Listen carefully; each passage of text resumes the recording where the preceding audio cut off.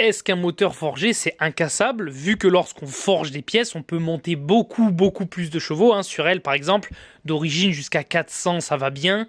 Au-delà, on casse. Moteur forgé comme le mien, les pistons bielles peuvent encaisser 800 chevaux. Donc la question est légitime, si on achète une voiture avec un moteur forgé, est-ce que du coup ça cassera plus jamais et au moins on est sûr qu'on est tranquille. Le problème c'est que lorsqu'on forge comme ça, déjà on peut réaliser plus large comme le mien, donc tu passes d'un 2,5 litres à un 2,6 litres ou un 2,7 litres.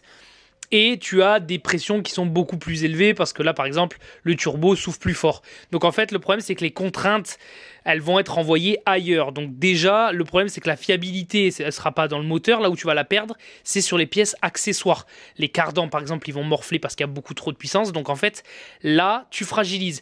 Maintenant, pour ce qui est le moteur lui-même, le problème, c'est que même si les pistons sont très solides ou autres, malgré qu'ils sont capables d'encaisser beaucoup plus, suivant à combien tu charges, tu peux quand même les casser net. Et le problème, c'est que les pièces forgées, elles sont généralement plus dures. Donc la dureté, c'est par exemple une lime, vous voyez, ça a une dureté extrême. Par contre, elle peut manger n'importe quel acier. Tu la fais tomber à un mauvais endroit, elle casse comme une assiette en verre, malgré qu'elle soit très dure.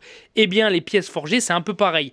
D'où le fait qu'on n'ait pas mis des soupapes forgées, parce que le problème des soupapes forgées, c'est qu'au lieu de se tordre, elles se cassent net. Et là, des fois, les dégâts sont encore plus élevés que sur une pièce d'origine.